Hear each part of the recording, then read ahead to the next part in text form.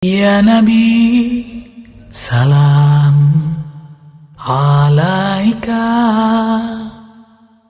Ya Rasul, salam alaika. Assalamualaikum warahmatullahi wabarakatuh. Bismillahirrahmanirrahim. Alhamdulillahirabbil alamin wassalatu wassalamu ala sayyidil mursalin wa imamil muttaqin sayyidina wa habibina wa syafi'ina wa qurrati a'yunina nur qulubina Muhammadin wa ala alihi wa sahbihi ajma'in. Qala Syekhul Mu'allif rahimahullah taala wa adama an-naf'a bihi wa bi barakati ulumihi wa bikum fid darain amin radhiyallahu ankum. Allahumma inna nas'aluka fahman nabiyyin wa hifdzal mursalin wa ilhamal malaikatil muqarrabin. Allahumma aghnina bil ilmi wa zayyinna bil hilm wa akrimna bit taqwa wa jammilna bil afiyah. Semua. Qala radhiyallahu ankum Assalamualaikum faslun fi Assalamualaikum arkanul warahmatullahi khutbatain khamsatun. Al-awwalu hamdullahi fihima. الثاني الصلاة على النبي صلى الله عليه وسلم فيهما. الثالث الوصية بالتقوى فيهما. الرابع قراءة آية في الأولى أو في الثانية. الخامس الدعاء للمؤمنين ولو رحمكم الله في الثانية.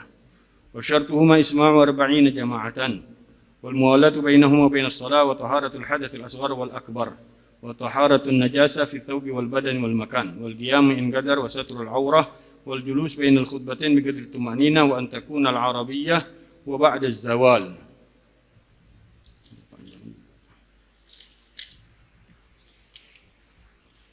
Alhamdulillah wa syukurillah, di malam hari ini kita kembali dalam kajian kita dalam kitab Mukhtasarul Latif setelah kurang lebih sama dengan Habib Ali 2 minggu juga kita nggak baca kitab daripada fikih karena kedatangan tamu yang kemarin. Saya klarifikasi bahwa bacaan Fatihah yang wajib 17 kali dalam satu hari satu malam, paling minim 17 kali. Kemarin saya salah di dalam terjemahan karena kurang dengar, dalam hati juga bertanya-tanya kok 11 kali. 17 kali maksudnya dalam setiap rakaat sholat, karena rakaat sholat jumlahnya 17. Sekarang kita masuk di dalam pembahasan faslun fi arkanil khutbatain, pembahasan di dalam rukun-rukun 2 khutbah. Arkanul khutbatain khamsatun, rukun 2 khutbah ada 5. Al-awwalu hamdullahi fihima, mengucapkan hamdullahi fihima, kata hamdalah, dan tidak bisa diganti dengan kata yang lain. Syukurullah, la ilaha illallah, tabarakalladzi biyadihil mulku, nggak bisa diganti dengan yang lain. Ini madhab kita Imam Syafi'i. Walaupun di 3 madhab yang lain boleh diganti, tapi madhab kita Imam Syafi'i harus ada kata alhamd, harus ada kata jalalah Allah.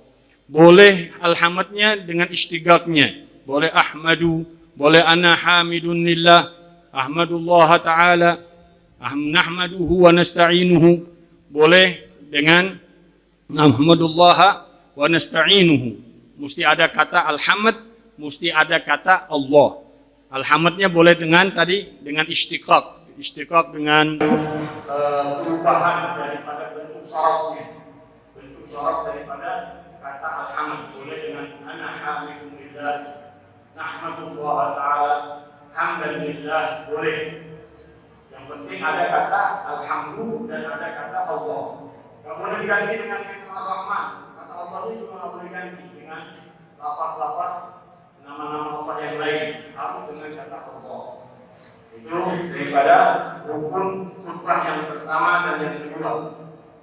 Semuanya sebenarnya 8, tapi di sini diglobalin karena 3 berulang-ulang. 3 berulang di khutbah pertama dan khutbah kedua, yaitu kata alhamdulillah, salah ala nabi dan wasiat kedua. Ini 3-3-nya berulang di 2 khutbah. Kalau dirincikan jadi jumlahnya 8, tapi di sini diglobalin. Dan 3 yang berulang-ulang dijadikan jumlah inti begitu bilang. Jadi 3. Yang pertama alhamdulillah fihima, kata hamdalah di dalam keduanya, dalam kedua khutbah.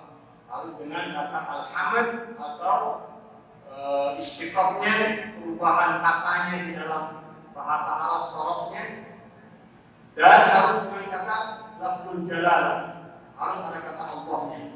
Billahi ahmadullah, boleh, tapi nggak boleh diganti dengan sifat-sifat yang lain atau nama-nama yang lain selain Allah Subhanahu wa taala. Yang kedua wassalatu ala nabi sallallahu alaihi wasallam. Yang kedua juga harus dengan selawat atas Nabi sallallahu alaihi wasallam. Walaupun boleh dengan kata selain Nabi. Salatnya juga dengan istiqaqnya. Tadi dengan perubahan di dalam bentuk sorofnya. Sallallahu ala sayyidina Muhammad. As-salatu wassalamu ala sayyidina Muhammad. Usalli ala sayyidina Muhammad. Boleh. Wa nusalli ala sayyidina Muhammad. Boleh. Yang penting ada kata salah dan kata Nabi sallallahu alaihi wasallam, boleh namanya, boleh gelarnya, boleh sifatnya. Kenapa kalau Nabi sallallahu alaihi wasallam dibolehkan? Karena yang mutlak hanya yang dimuliakan, diagungkan di dalam khutbah yaitu lafaz Allah Subhanahu wa taala, lafzul jalalah.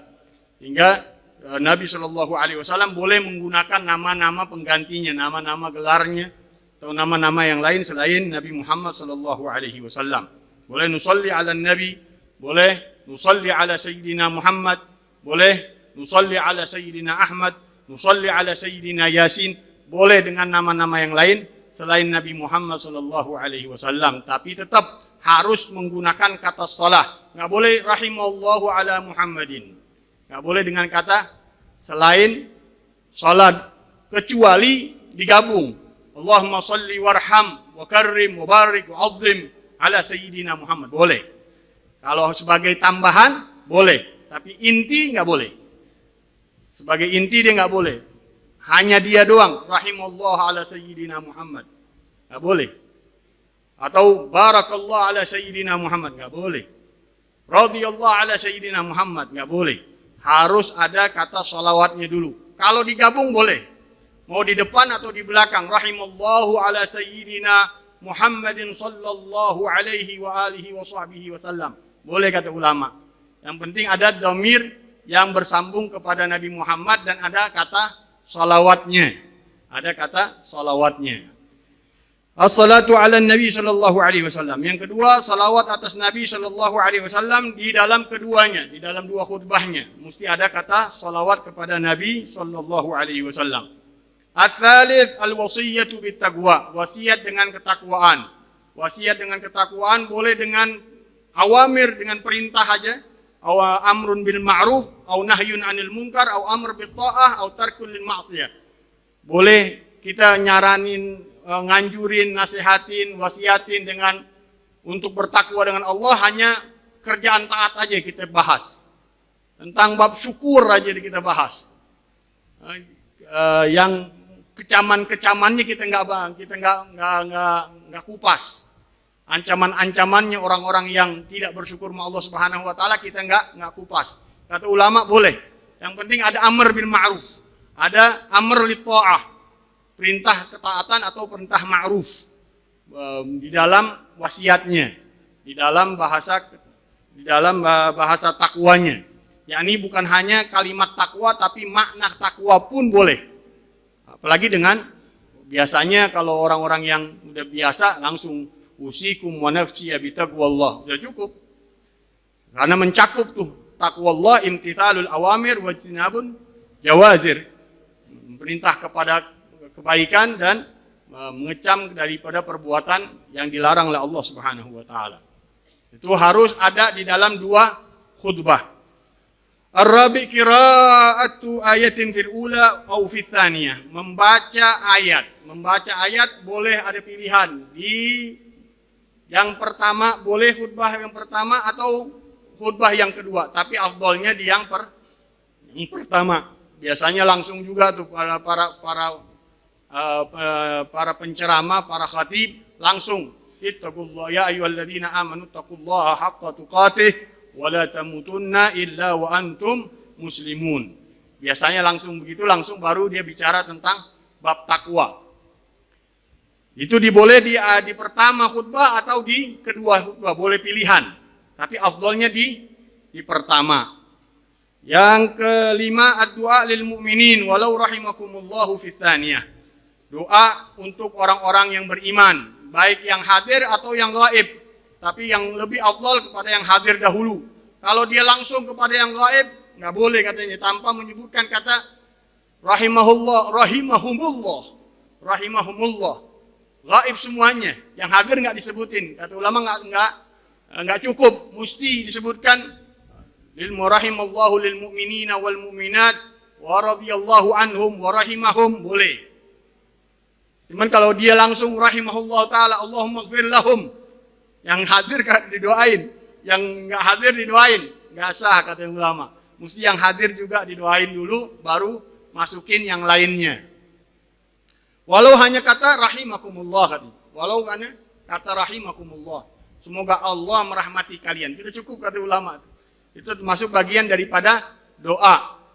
Lil mu'minina wal mu'minat, lil muslimina wal muslimat, tidak boleh doa untuk mengampuni seluruh dosa orang-orang yang ada, seluruhnya manusia yang ada dapat ampunan Allah Subhanahu wa taala. Enggak boleh katanya. Karena apa? Ada bagian yang kufur, ada bagian yang beriman. Kalau dia minta sama Allah Subhanahu wa taala, ya Allah ampuni seluruh manusia dari zaman Nabi Adam sampai hari kiamat, dosa mereka semuanya. Boleh nggak boleh? Karena kita menentang Allah di dalam firman-firmannya, karena Allah ada bagian ahli surga, ada bagian ahli neraka. Kalau kita minta semuanya masih diampunin sama Allah Subhanahu wa taala, seolah-olah kita kata ulama ngeledek Allah Subhanahu wa taala. Maka tidak dibolehkan kata ulama kalau minta seluruhnya diampunin sama Allah Subhanahu wa taala dosa manusia dari zaman Nabi Adam sampai hari kiamat. Yang boleh, yang hadir aja boleh deh. Yang hadir Jumat atau yang kita kenal, kita minta ampunan Allah Subhanahu wa taala agar diampunin dosa-dosanya. Wa syartuhuma isma'u arba'ina jama'atan. Nah, syarat yang itu dari rukun khutbahnya. Sekarang syarat khutbah Jumatnya. Syarat daripada dua khutbah adalah yang pertama isma'u arba'ina jama'atan, harus didengar khutbah tersebut, kedua khutbah tersebut secara berjamaah. Nah, kemarin syaratnya syarat Jumat harus ada 40 orang minimal. Ya, di dalam madhab kita Syafi'i harus 40 orang. Nah, 40-40-nya harus dengar dia khutbah. Kalau misalkan yang hadir cuma 40 doang, nggak banyak di dalam satu kampung kecil, yang hadir pas-pasan 40 orang. Dua keluar dia. Dua keluar ke kamar mandi, ke toilet. Dia nggak dengar itu. Khutbah terpotong dengan dia.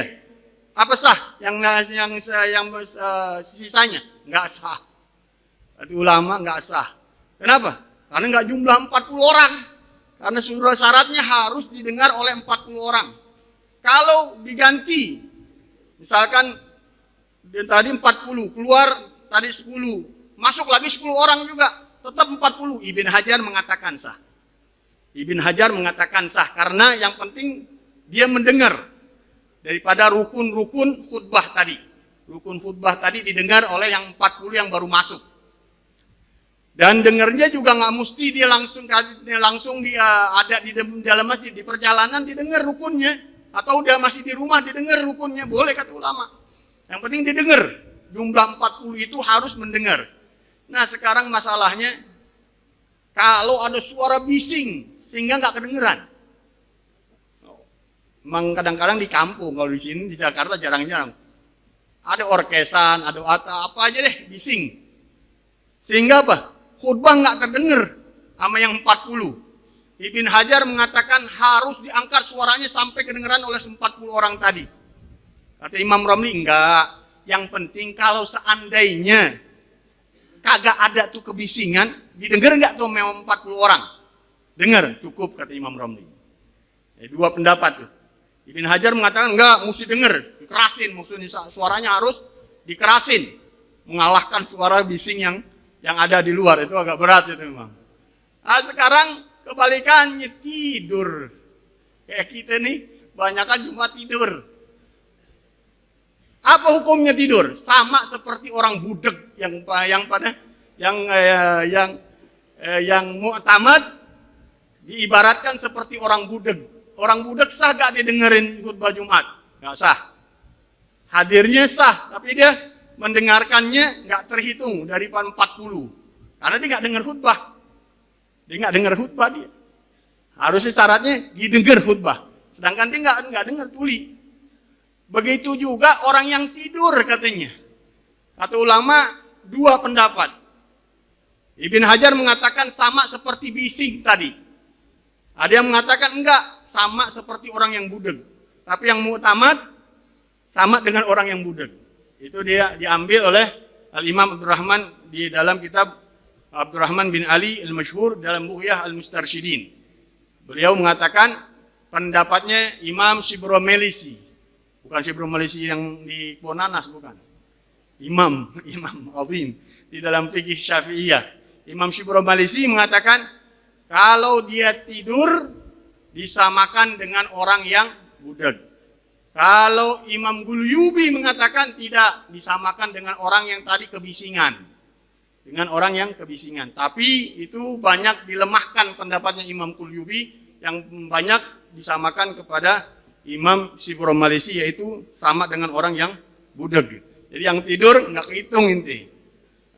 Nah, kalau ada rukun khutbahnya ngilang, nggak kehitung inti dalam jumlah 40. Tapi ya kita jarang, di Jakarta banyak yang hadir. Walaupun yang dimaksud 40 adalah orang yang wajib Jumat kemarin. 40 itu hitungannya orang yang wajib Jumat. Zakarun, hurrun, muslimun, sahihun.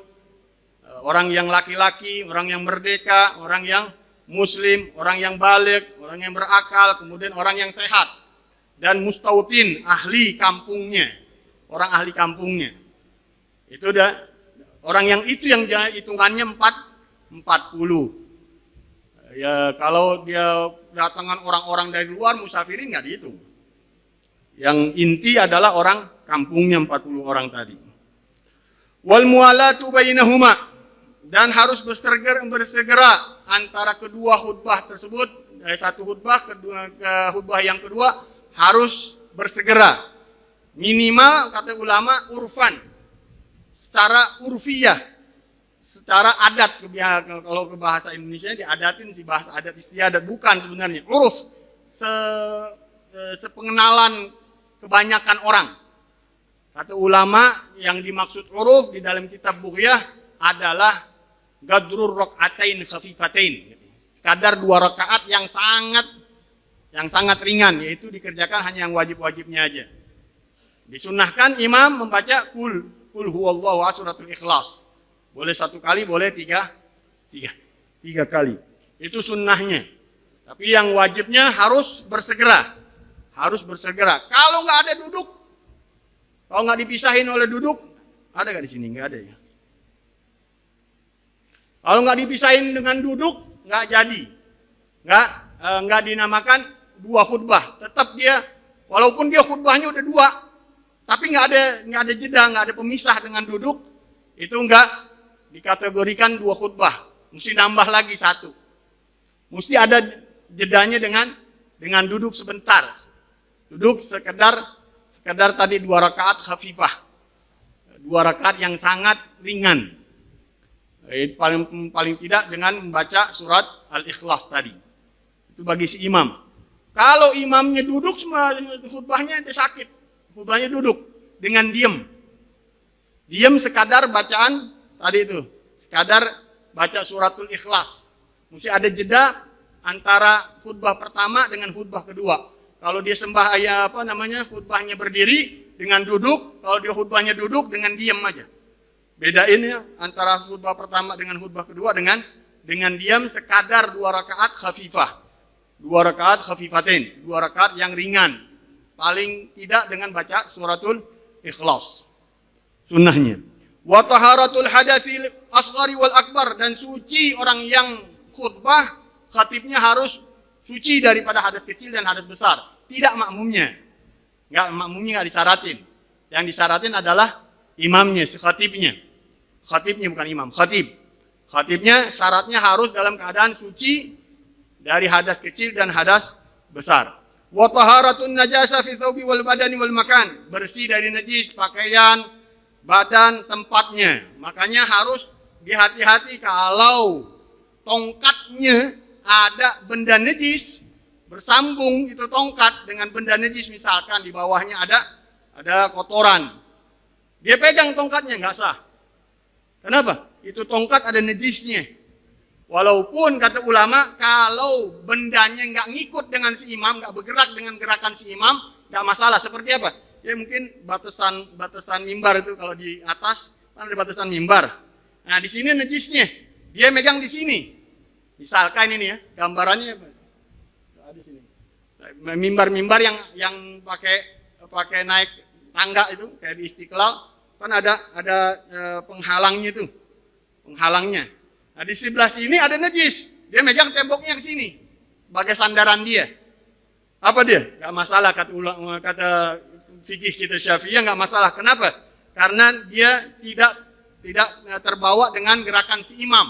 Imamnya mau hancurin kayak huluk. Hah? Dia gerak-gerakin itu tembok. Agak nih. Tapi kalau tongkat atau sorban atau imamah atau jubah yang bergerak dengan si imam, nggak boleh ada najisnya. Nggak boleh ada najisnya. Wal qiyamu in gadar, dan berdiri jika dia mampu. Boleh dia duduk, boleh. Kalau dia nggak mampu, nggak ada lagi orang, cuman dia doang yang bisa duduk. Tapi afdolnya kalau ada yang mampu yang berdiri lebih afdol. Dimajukan untuk jadi khatib, menggantikan orang yang duduk. Wasatrul aurah, dan menutup aurat. Itu wajib bagi si khatib menutup auratnya. Wal julus bainal khutbatain, ini dia. Dan duduk di antara dua khutbah bigadri tumakninah, dengan sekadar tumakninah. Tadi tumakninahnya dimanakan rakaatain khafifatain. Duduk sejenak, sekadar 2 rakaat khafifatain, yang ringan. Ya, kalau sunnahnya baca suratul Ikhlas. Wa antakuna bil arabiyyah, harus dengan bahasa Arab. Rukun-rukun khutbahnya harus dengan bahasa Arab, kecuali kata Ibn Hajar dia nggak bisa sama sekali, udah, dan nggak ada waktu untuk ngajarinnya. Boleh dia pakai bahasa kaumnya yang dipahami dengan bahasa terjemahannya. Ini rukunnya ya. Kalau ceramahnya terserah. Rukun khutbahnya tadi dari hamdalah, sholawat an nabi, wasiat bitaqwa, doa, ayat Al-Qur'an nggak boleh diganti dengan terjemahan. Selainnya boleh bebas, bahasa Indonesia mau bahasa apa boleh. Tapi kalau rukunnya harus dengan bahasa Arab. Kalau nggak bisa, nggak mampu, nggak ada waktu, dibolehkan oleh Ibn Hajar untuk pakai bahasa yang lain. Kalau nggak ada yang mampu sebenarnya nggak boleh khutbah, nggak boleh Jumatan, nggak ada Jumatan. Kalau nggak ada sama sekali, nggak ada yang mampu sama sekali untuk ngajarin, nggak ada yang mampu untuk berkhutbah, nggak ada khutbah katanya, nggak ada Jumatan. Ganti dengan sembahyang zuhur. Kalau sampai sekampung nggak ada yang bisa ngajarin Jumat, nggak ada yang bisa ngerti Jumat sama sekali. Itu dia sembahyangnya bukan sembahyang Jumat tapi sembahyang zuhur. Itu jarang terjadi. Kalau Imam Romli mengatakan kalau nggak ada sama sekali, boleh pakai bahasa yang dipahami oleh kaum tersebut, orang-orang yang ada di kampungnya. Wa ba'da zawal, dan setelah zawal, setelah tergelincir matahari masuk matahari, masuk waktu duhur. Setelah zawal kan waktu duhur. Itu rukun-rukunnya saja. Kalau orang mulai khutbah dari sebelum zuhur dia mulai khutbah. Ini jangan jadi bid'ah ya, cuman ya. Jangan dipraktekin. Orang mulai khutbah dari sebelum zuhur. Dari sebelum waktu zuhur masuk dia udah mulai nih ceramah-ceramah. Waktu zuhur masuk. Diterusin aja dengan rukun khutbah aja. Dengan rukun khutbahnya aja. Alhamdulillah Rabbil Alamin. Wassalatu wassalamu ala sayyidina Muhammadin wa ala alihi wa sahbihi ajma'in. Usikum wa nafsi bitaqwallah. Qala Allah subhanahu wa ta'ala, ya ayyuhalladzina amanu taqullaha haqqa tuqatih wa la tamutunna illa wa antum muslimun. Barakallahu li wa lakum bil Qur'anil azim. Dia udah yang pertama segitu tuh. Langsung lagi yang kedua. Khutbah yang kedua. Alhamdulillah. Allahumma salli ala sayyidina Muhammadin wa ala ali sayyidina Muhammad. Inna Allaha wa malaikatahu yusalluna ala nabi. Ya ayyuhalladzina amanu sallu alaihi wa sallimu taslima. Allahumma ighfir lil mu'minina wal mu'minat wal muslimina wal... Kelar. Tapi nggak ada ceramah. Ceramahnya sebelum zuhur. Boleh nggak? Boleh kata ulama. Yang penting rukunnya ada setelah zawal. Tapi jangan dipraktekin. Bingung ntar orang-orang. Ini dari rukun-rukun khutbah Yang insya Allah nanti kita masuk bab yang ngeri, yaitu persiapan jadi jenazah. Nah, siap gak jadi jenazah?